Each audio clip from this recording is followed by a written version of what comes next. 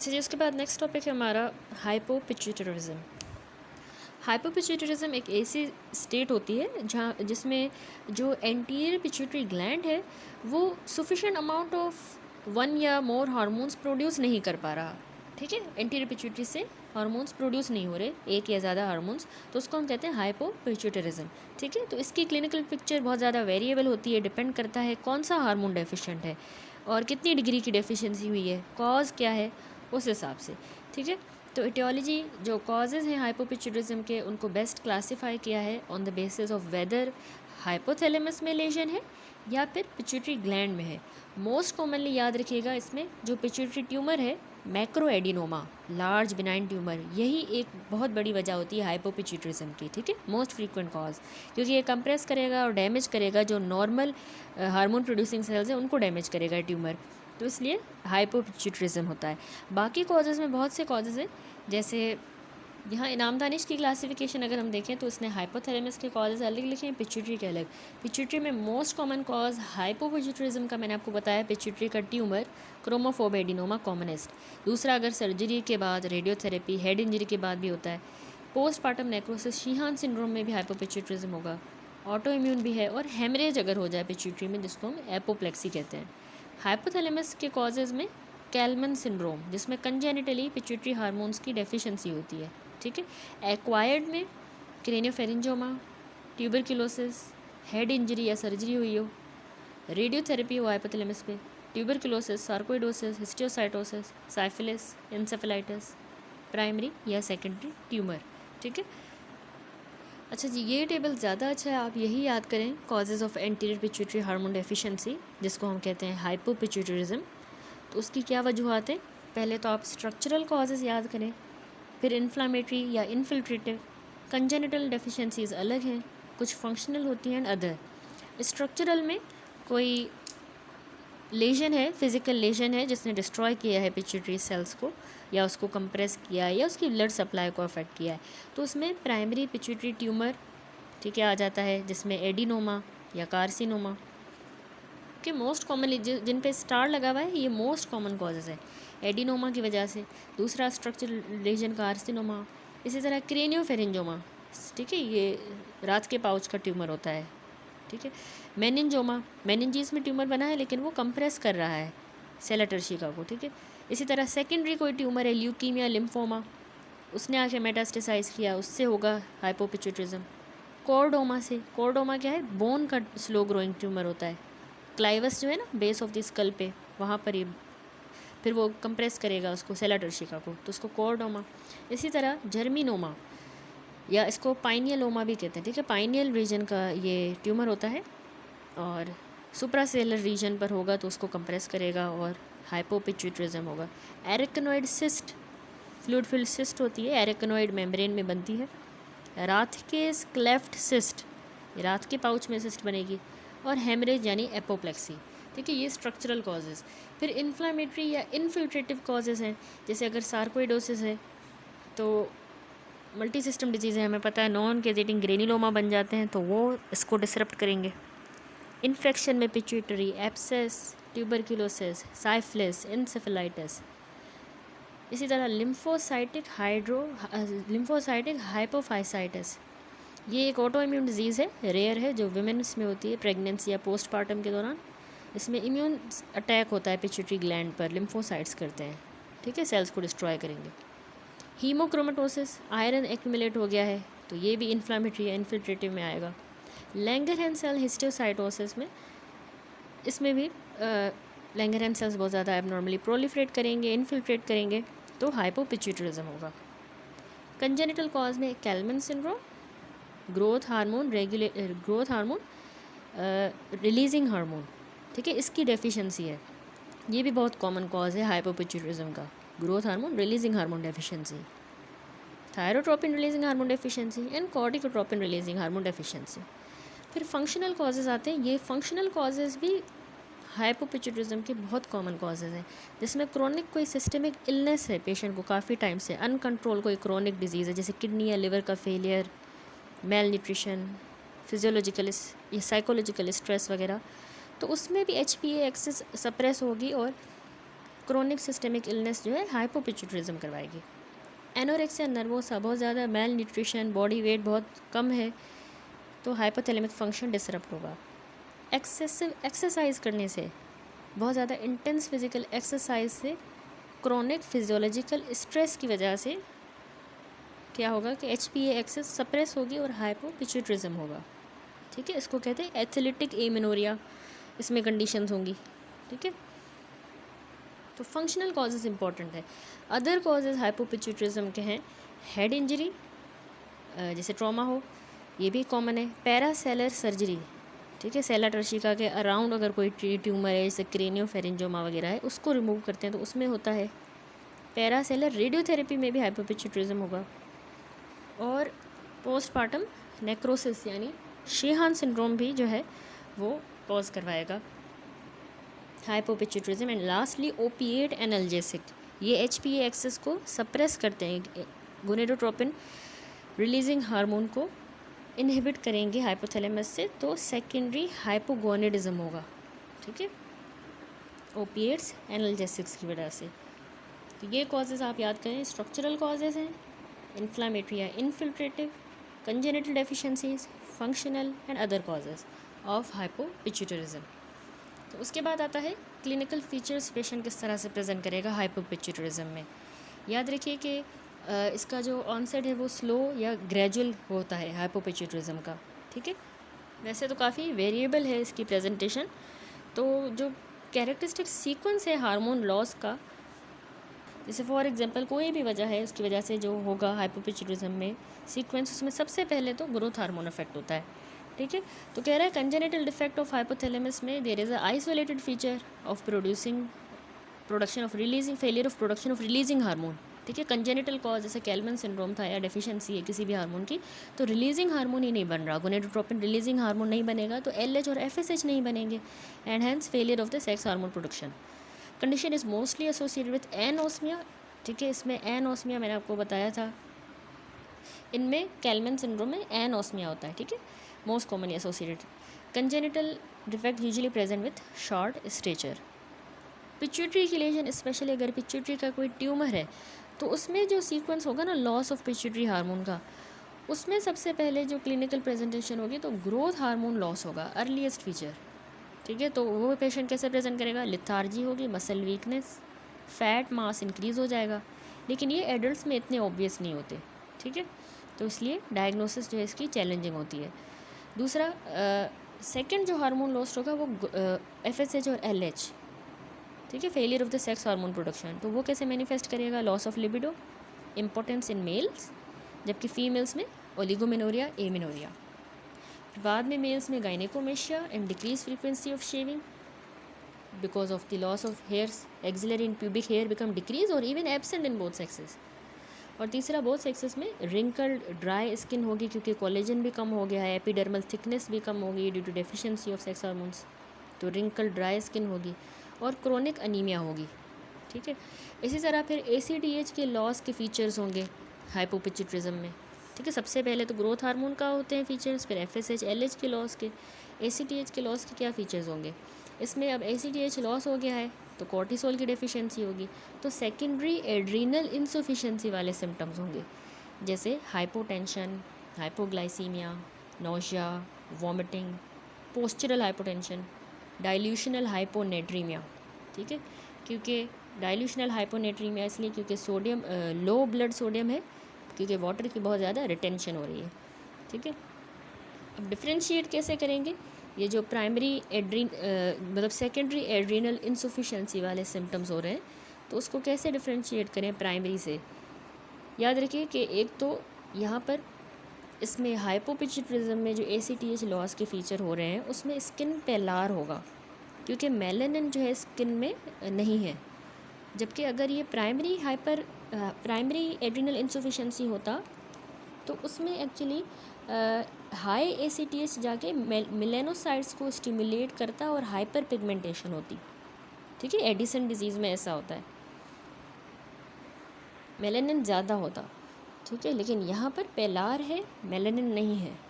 ठीक है, दूसरा इस तरह से आप डिफ्रेंशिएट करेंगे कि यहाँ पर जोना ग्लोमेरुलोसा लॉस्ट नहीं हुए, जोना एड्रीनल में जो जोना ग्लोमेरुलोसा होता है, जो एल्डोस्टेरोन बना रहा होता है, वो लॉस्ट नहीं हुआ क्योंकि उसका फंक्शन को रास सिस्टम रेगुलेट कर रहा है, रेनिन एंजियोटेंसिन एसीटेज नहीं कर रहा होता इसको। तो इसीलिए एल्डोस्टेरोन की सिक्रीशन जो है वो अपना नॉर्मल प्लाज्मा पोटेशियम सोडियम मतलब सोडियम पोटेशियम वगैरह मेंटेन कर रही है, और सोडियम की डिप्लीशन इसमें लेस लाइकली होती है। ठीक है, तो इस तरह से आपने प्राइमरी एड्रिनल इनसफिशिएंसी यानी एडिसन डिजीज़ को यहाँ इससे डिफ्रेंशिएट करना है। यहाँ पर आपको ये पेलार मिल रहा है, उस तरह के सिम्टम्स मिल रहे हैं। फिर हाइपोपिट्यूटरिज्म का अगला फीचर टीएसएच के लॉस के फीचर भी होंगे। टीएसएच के लॉस की वजह से क्या होगा, ऊपर से टीएसएच ही नहीं आ रहा, थायराइड स्टिमुलेटिंग हार्मोन, तो सेकेंडरी हाइपोथायरॉयडिज्म होगा। उसमें पेशेंट को hypothermia, weight gain, low metabolic rate, dry skin, constipation. ठीक है, अब कैसे डिफ्रेंशिएट करें कि ये सेकेंडरी हाइपोथायरॉयडिज्म है, मे बी प्राइमरी हाइपोथायरॉयडिज्म हो। तो उससे याद रखिए कि फ्रैंक मिक्सिडीमा जो है वो हमें सेकेंडरी हाइपोथायरॉयडिज्म में नहीं मिलता। मिक्सिडीमा जो स्वेलिंग हो जाती है ना हाइपोथायरॉयड पेशेंट्स में, वो इसमें नहीं होगी। हाइपोपिट्यूटरिज्म में हमें वो स्वेलिंग नहीं मिलेगी। ठीक है, फ्रैंक मिक्सिडीमा नहीं मिलता। क्यों? क्योंकि जो थायराइड थोड़ा बहुत तो थायराइड का अपना ऑटोनोमस फंक्शन है, डिस्पाइट टीएसएच के लेवल बेशक लो हैं, लॉस हो गया है, लेकिन अपना भी थायराइड का थोड़ा सा ऑटोनोमस फंक्शन है, इसलिए मिक्सिडीमा नहीं होता। तो आप इस तरह से डिफ्रेंशिएट करेंगे कि ये सेकेंडरी हाइपोथायरॉयडिज्म है। इसके अलावा coma, patient with untreated severe hypopituitarism का पेशेंट इवेंचुअली कॉमा में चला जाता है आफ्टर सम इन्फेक्शन या इंजरी। अच्छा, एक और बात याद रखिए कि अक्यूट प्रेजेंटेशन होती है हाइपोपिट्यूटरिज्म में, जैसे एड्रिनल क्राइसिस के साथ प्रेजेंट करेंगे, और उनको अगर कोई इन्फेक्शन, कोई इंजरी, या इवन अगर पिट्यूटरी एपोप्लेक्सी हो जाती है, हेमरेज हो जाती है पिट्यूटरी में, या इन्फेक्शन, तो ये इसको परसिपिटेट करेगा, इन सारे फीचर्स को, हाइपोपिट्यूटरिज्म को परसिपिटेट करता है और अक्यूटली पेशेंट पर प्रेजेंट करेगा। Coma in patient with hypopituitarism, possible causes क्या है? एक तो हाइपोग्लाइसीमिया, ग्रोथ हार्मोन नहीं है तो उसकी वजह से हाइपोग्लाइसीमिया हुआ है, तो इसलिए हम इसका ब्लड ग्लूकोज मेजर करेंगे, हमें लो मिलेगा। दूसरा कॉमा में क्यों आएगा? वाटर इंटॉक्सिकेशन की वजह से, क्योंकि कॉर्टिसोल चाहिए होता है वाटर लोड की एक्सक्रीशन के लिए, तो वो नहीं है, तो इसलिए हम इलेक्ट्रोलाइट्स चेक करेंगे, सोडियम, पोटेशियम, यूरिया, ये हमें डिक्रीज़ मिलेंगे, तो हम समझेंगे कि वाटर इंटॉक्सिकेशन की वजह से कोमा में गया है। तीसरा, हाइपोपिट्यूटरिज्म वाला पेशेंट कोमा में हाइपोथर्मिया की वजह से भी जाता है, वो हाइपोथर्मिया इस हाइपोथायरॉयडिज्म, सेकेंडरी हाइपोथायरॉयडिज्म की वजह से हुई है, तो रेक्टल टेम्परेचर हमें 32 डिग्री मिल सकता है, वो हम मेजर करेंगे। उसके बाद अब नेक्स्ट आती है इन्वेस्टिगेशंस, क्या करवाएंगे हम हाइपोपिट्यूटरिज्म। एक्सरे जो है स्कल का, उसमें हमें सेला टर्शिका की इन्लार्जमेंट, अगर कोई ट्यूमर है तो वो इन्लार्जमेंट नज़र आएगी, कैल्सिफिकेशन मिल सकती है अगर क्रेनियोफेरेंजियोमा होगा, suprasellar calcification. MRI of the brain, pituitary function test में टेस्टोस्टेरोन लेवल, कॉर्टिसोल और ACTH, adrenocorticotropic hormone, prolactin, FSH, LH, T3, T4, growth hormone की सिक्रीशन में पता है पल्सेटाइल होती है, और ये कॉमनली अनडिटेक्टेबल होता है, तो इसीलिए मैंने आपको एक्सप्लेन किया पहले भी कि हम उसके लिए फिर हमें स्टिमुलेटरी टेस्ट करवाना होता है। सीरम ग्रोथ हार्मोन हम नहीं करवाते, हम कुछ स्टिमुलेटरी टेस्ट करते हैं, जैसे पोस्ट एक्सरसाइज सैम्पलिंग लेते हैं, इंसुलिन इंड्यूस्ड हाइपोग्लाइसीमिया, इंसुलिन दे के फिर हमने करना होता है। ठीक है, तो जैसे arginine, growth hormone releasing hormone, ये भी ज़्यादा सूटेबल है। ठीक है, कुछ ग्रोथ हार्मोन की सिक्रीशन के लिए हम जो टेस्ट करते हैं ना, ग्रोथ हार्मोन के लेवल वेल अनडिटेक्टेबल होते हैं, तो स्टिमुलेशन टेस्ट में हम इंसुलिन इंड्यूस्ड हाइपोग्लाइसीमिया टेस्ट या आर्जिनिन भी कर सकते हैं, क्योंकि वो भी स्टिमुलेट करता है ग्रोथ हार्मोन को। ठीक है, आर्जिनिन के साथ ग्रोथ हार्मोन रिलीजिंग हार्मोन देंगे तो उससे भी फिर हम चेक करेंगे। ग्लूकागोन से भी कर सकते हैं, इवन क्लोनिडीन, बच्चों में क्लोनिडीन दे के भी हम ग्रोथ हार्मोन के लेवल चेक कर सकते हैं।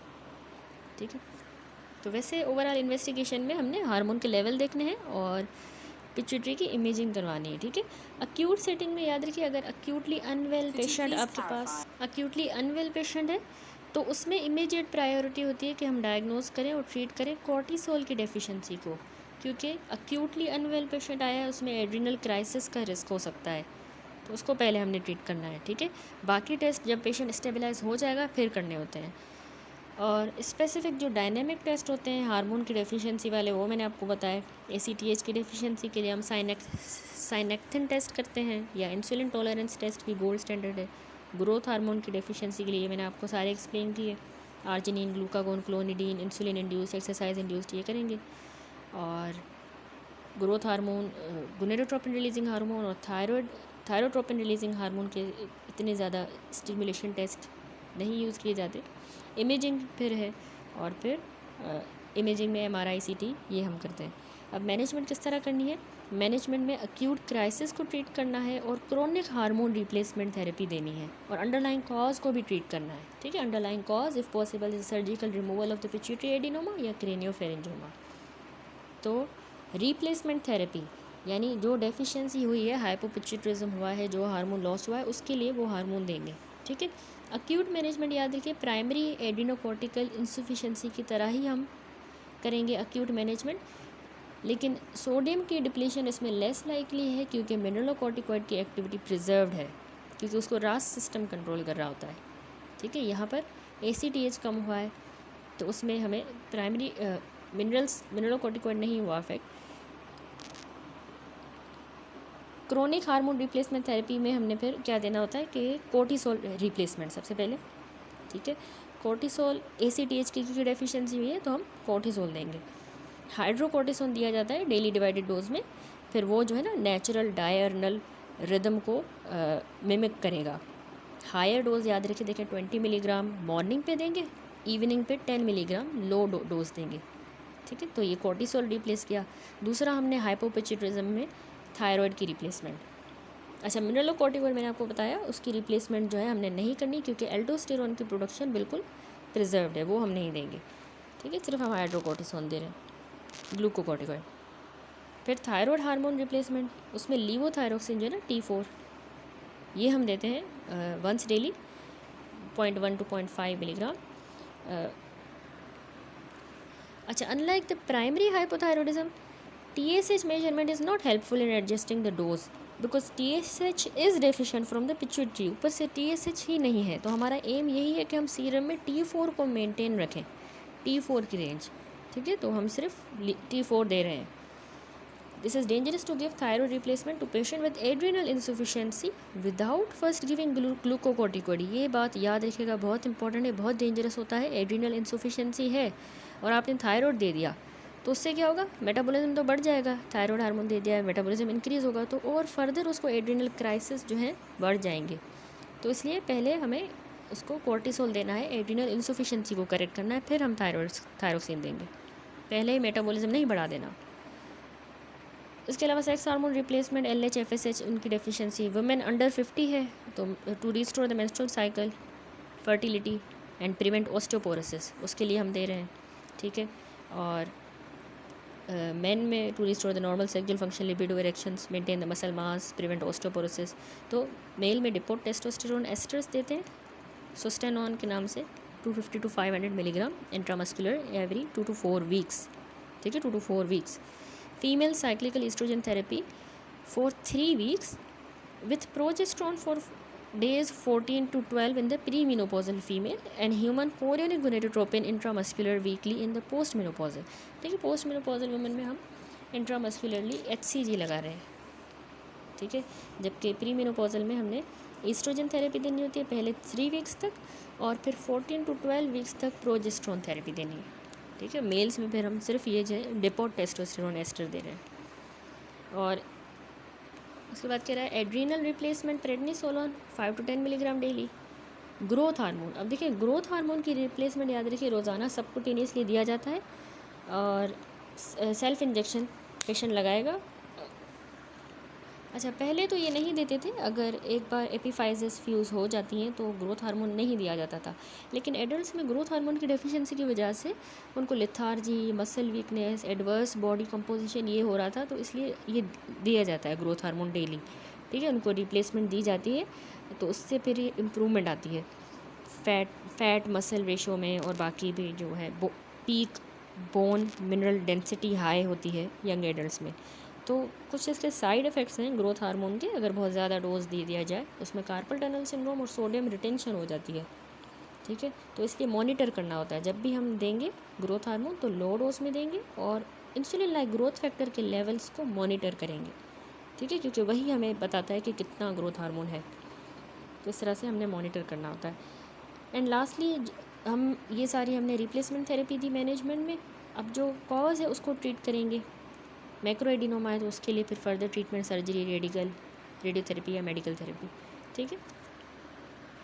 तो यहाँ पर ये कंप्लीट हुआ टॉपिक हाइपोपिट्यूटरिज्म। लास्ट में मैं आपको थोड़ा सा बताना चाह रही हूँ इंसुलिन टॉलरेंस टेस्ट के बारे में, कि हमने कब और किस तरह से इंसुलिन टॉलरेंस टेस्ट जो है करनी होती है। ये एक पावरफुल और डिमांडिंग टेस्ट होता है जिसमें HPA एक्सेस की इंटेग्रिटी और ग्रोथ हार्मोन की सिक्रीशन हम चेक करते हैं, ठीक है, HPA एक्सेस को और ग्रोथ हार्मोन को। तो उसमें करना क्या होता है कि जब हमें बाकी टेस्ट में डाउट हो, जैसे पहले हम इसमें वो करते हैं शॉर्ट ACTH स्टिमुलेशन टेस्ट, वो कर रहे हैं, फिर उसमें डाउट है, फिर हमने ये करना होता है, ठीक है। और स्पेशलिस्ट सेंटर में करना होता है, स्पेशली बच्चों में, क्योंकि इसमें रिस्क है। IV ग्लूकोज और हाइड्रोकोर्टिसोन हमारे पास इमीडिएटली अवेलेबल होने चाहिए, क्योंकि इसमें सीवियर हाइपोग्लाइसीमिया और एड्रिनल क्राइसिस हो सकते हैं। तो इसीलिए रिससिटेशन के लिए वहाँ पर हमारे पास IV में ग्लूकोज भी हो और हाइड्रोकोर्टिसोन हो, ठीक है, क्योंकि हम इसमें इंसुलिन दे रहे हैं, ठीक है। कॉन्ट्रा इंडिकेशन पता हो, इस्कीमिक हार्ट डिजीज़ में ये नहीं करेंगे, एपिलेप्सी में भी नहीं करेंगे, ठीक है, क्योंकि हाइपोग्लाइसीमिया से और इस हो सकता है इस्कीमिक हार्ट डिजीज़, हाइपोग्लाइसीमिया से एपिलेप्सी हो सकती है, सीजर्स हो सकते हैं और सिवियर हाइपोपिट्यूटरिज्म हो सकता है, ठीक है। स्पेशली अगर अर्ली मॉर्निंग प्लाज्मा कॉर्टिसोल बहुत ज़्यादा लो हो, लेस देन 180 नैनोमोल पर लीटर या 6.6 माइक्रोग्राम पर डेसीलीटर से कम हो प्लाज्मा कॉर्टिसोल, तो उसमें सिवियर हाइपोपिट्यूटरिज्म हो सकता है और एड्रिनल क्राइसिस का रिस्क ज़्यादा है ड्यूरिंग हाइपोग्लाइसीमिया। तो इनमें हमें नहीं करना ये इंसुलिन टॉलरेंस टेस्ट। डोज हम कितना देंगे इंसुलिन का, 0.15 यूनिट पर kg body weight soluble insulin IV में देंगे। एम हमारा है कि हम एडिक्वेट हाइपोग्लाइसीमिया प्रोड्यूस करें, जिसमें पेशेंट को टैकीकार्डिया और स्वेटिंग हो और उसका ब्लड ग्लूकोज जब हम चेक करें तो वो 40 मिलीग्राम पर डेसीलीटर से कम हो, ठीक है। तो फिर हमने ये दे के इंसुलिन दे के doses collect blood sample collect करने होते हैं। 0 मिनट पर 30 मिनट, 45, 60, 90 और फिर 120 मिनट्स में हम कलेक्ट करेंगे उसमें फिर ब्लड ग्लूकोज भी चेक करेंगे, कॉर्टिसोल कितना है और ग्रोथ हार्मोन कितना है। रिजल्ट्स क्या है, नॉर्मल सब्जेक्ट्स में ग्रोथ हार्मोन जो है वो 6.7 माइक्रोग्राम पर लीटर से ज़्यादा होना चाहिए, क्योंकि हमने इंसुलिन दिया है, स्ट्रेस दिया है, पेशेंट हाइपोग्लाइसीमिया में गया है। हाइपोग्लाइसीमिया ग्रोथ हार्मोन के लिए और कॉर्टिसोल के लिए एक ट्रिगर होता है कि उसको रिलीज़ करवाता है ग्रोथ हार्मोन को, तो इसीलिए, और कॉर्टिसोल को वो हमें नॉर्मल लोगों में इतना बढ़ा हुआ होना चाहिए, मोर देन 6.7, और कॉर्टिसोल नॉर्मल लोगों में 500 नैनोमोल पर लीटर से ज़्यादा होना चाहिए जब हमने ये टेस्ट किया, ये रिज़ल्ट्स हों, ठीक है। तो इस तरह से हम करते हैं डायग्नोज। ये हो गया सारा इंसुलिन टॉलरेंस टेस्ट। इंडिकेशंस भी आपने देखी कि हम हाइपोथैलेमिक पिट्यूटरी एक्सिस की असेसमेंट के लिए ये कर रहे हैं, और अगर किसी को ग्रोथ हार्मोन की डेफिशिएंसी सस्पेक्टेड है तो उसके लिए। That's it. नेक्स्ट वीडियो से इंशाल्लाह हम अगला टॉपिक स्टार्ट करेंगे। अच्छा, जब इरफान मसूद से क्विकली रिव्यू करेंगे टॉपिक हाइपोपिट्यूटरिज्म, जिसमें मैंने आपको बताया हाइपोपिट्यूटरिज्म होता है जिसमें एंटीरियर पिट्यूटरी जो है पिट्यूटरी हार्मोन की सिक्रीशन ना करे, ठीक है। Decrease secretion of pituitary hormone is known as hypopituitarism. 75% of pituitary parenchyma जब लॉस्ट हो जाता है या एब्सेंट होता है तो उसमें ये डेवलप होता है, ठीक है। इसके बहुत से कॉजेज़ थे, टेबल मैंने आपको पूरा एक्सप्लेन किया था, जिसमें आपने वो याद करना है, जिसमें आपने सारे कॉजेज़ जो है ना याद रखने हैं। स्ट्रक्चरल कॉजेज़ थे, इन्फ्लामेटरी या infiltrative, congenital deficiencies, functional and other. तो यहाँ पर जनरली कुछ बता रहा है। मोस्ट कॉमन कॉज जो है वो एडल्ट्स में याद रखें, BCQs आ सकते हैं, नॉन फंक्शनिंग एडिनोमा, और चिल्ड्रन में मोस्ट कॉमन कॉज हाइपोपिट्यूटरिज्म का है क्रेनियोफेरिंजोमा, यानी रेथ के पाउच से जो है ट्यूमर ये डेवलप करता है। एम्प्टी सेला सिंड्रोम भी एक वजह है। अच्छा, एम्प्टी सेला सिंड्रोम क्या होता है, इसमें पिट्यूटरी ग्लैंड जो है फ्लैट हो जाएगा या श्रिंक हो जाएगा, सेला ट्रशिका के अंदर ही, ठीक है, वो श्रिंक हो रहा है, फ्लैट हो रहा है। तो जो कंडीशन डेवलप होगी इसको हम कहते हैं एम्प्टी सेला सिंड्रोम, ठीक है। और उस सेला ट्रशिका में फिर CSF पड़ा होगा, नॉर्मल पिट्यूटरी की जगह पे CSF होगा, उसकी वजह से भी hypopituitarism, pituitary apoplexy, suddenly infarction या हेमरेज हो जाए, और लास्टली शीहान सिंड्रोम जो ऑब्स्टेट्रिक कॉम्प्लिकेशन होती है, ब्लड सप्लाई कॉम्प्रोमाइज़ हो जाती है, ठीक है, पिट्यूटरी की तरफ बहुत ज़्यादा हेमरेज की वजह से, पोस्टमार्टम हेमरेज की वजह से। तो ये सारे हाइपोपिट्यूटरिज्म के कॉजेज़ हैं। क्या क्लिनिकल फीचर्स होंगे? GnRH गोनेडोट्रोपिन रिलीजिंग हार्मोन कम होगा, infertility, loss of libido, galactorrhoea. Growth hormone कम होगा तो डिले ग्रोथ होगी चिल्ड्रन में। एडल्ट्स में hypoglycaemia, lethargy, fatigue, muscle mass कम हो जाएगा, फैट ज़्यादा हो जाएगा। TSH अगर कम हो जाएगा तो सेकेंडरी हाइपोथायरॉयडिज्म, ठीक है, और ACTH कम होगा तो सेकेंडरी एड्रीनल इंसुफिशेंसी। अब इम्पॉर्टेंट कॉजेज़ में एम्प्टी सेला सिंड्रोम, जिसमें एम्प्टी सेला टर्शी का है, उसमें पिट्यूटरी टिश्यू नहीं पड़ा हुआ, तो ये ओबीस वुमेन में होता है जिनको हाइपरटेंशन हो और मल्टीपल प्रेगनेंसीज, ठीक है, उनमें एम्प्टी सेला सिंड्रोम होता है। पिट्यूटरी एपोप्लेक्सी मैंने आपको बताया, पिट्यूटरी ग्लैंड में ही सडनली हेमरेज हो जाए तो ये पिट्यूटरी एडिनोमा में होता है। पिट्यूटरी एडिनोमा होता है, फिर उसमें फिर हेमरेज हो जाती है, और ये एक ट्रू न्यूरोसर्जिकल इमरजेंसी होती है, ठीक है, एपोप्लेक्सी। इसमें हाइपोपिट्यूटरिज्म के फीचर्स होंगे, सीवियर हेडेक, डिप्लोपिया हो रहा है, ओक्यूलोमोटर नर्व की पर प्रेशर पड़ रहा है उसकी वजह से, कार्डियोवास्कुलर कोलैप्स होगा, loss of consciousness, sudden death. Sheehan syndrome मैंने आपको बताया एंटीरियर पिट्यूटरी की पोस्टमार्टम नेक्रोसिस हो जाती है, क्योंकि प्रेगनेंसी के दौरान क्या होता है, एंटीरियर पिट्यूटरी इनलार्ज होता है, तो उसके साथ उसकी ब्लड सप्लाई इंक्रीज़ नहीं होती, तो इस वजह से इस्कीमिक नेक्रोसिस के लिए वो ज़्यादा प्रोन होता है, स्पेशली जब ऑब्स्टेट्रिक हेमरेज होगी और ब्लड सप्लाई कॉम्प्रोमाइज़ हो रही है। पहले ही वो बड़ा हुआ था, उसको ब्लड सप्लाई ज़्यादा नहीं थी, अब हेमरेज की वजह से और उसकी कॉम्प्रोमाइज़ होगी तो उसमें इस्कीमिक नेक्रोसिस होगी, उसको हम कहते हैं शीहान सिंड्रोम। क्रेनियोफेरिंजियोमा ये हाइपोथैलेमिक सुप्रासेलर ट्यूमर होता है, जो मैंने आपको बताया रात के पाउच से डेवलप करता है। मोस्ट कॉमन कॉज जो चिल्ड्रन में हाइपोपिट्यूटरिज्म का है वो है क्रेनियोफेरिंजियोमा। ये फीचर्स इस तरह कि ये बिनाइन ट्यूमर है, वेस्टिजियल रेमिनेंट है रात के पाउच का, इसकी मैलिग्नेंट ट्रांसफॉर्मेशन हो सकती है into the squamous cell carcinoma rarely. ये हाइपरपिट्यूटरिज्म करवाएगा या हाइपोपिट्यूटरिज्म, दोनों, डायबिटीज इंसिपिडस या कॉम्बिनेशन ऑफ दीज मैनिफेस्टेशन। तो चाइल्डहुड में जो क्लिनिकल फीचर्स होंगे हाइपोपिट्यूटरिज्म के, चाइल्डहुड में 5 to 15 ईयर्स में कॉमनली हाइपोपिट्यूटरिज्म के साथ प्रेजेंट करेंगे। एडल्ट्स मोर देन 50 ईयर्स वाले विजुअल डिस्टर्बेंस के साथ, ठीक है। तो लास्ट में कुछ क्लिनिकल पर्ल्स हैं, pituitary and seller tumours. Most common जो इंट्रा सेलर ट्यूमर है वो मैंने आपको एक्सप्लेन किया था, पिट्यूटरी मैक्रो एडिनोमा अंदर होंगे। सेलर टर्शिका के ऊपर सुप्रा सेलर में कॉमनली क्रेनियोफेरिंजियोमा है, साइड्स में पैरा सेलर में मेनिंजियोमास, ठीक है, BCQs आ सकते हैं। That's it.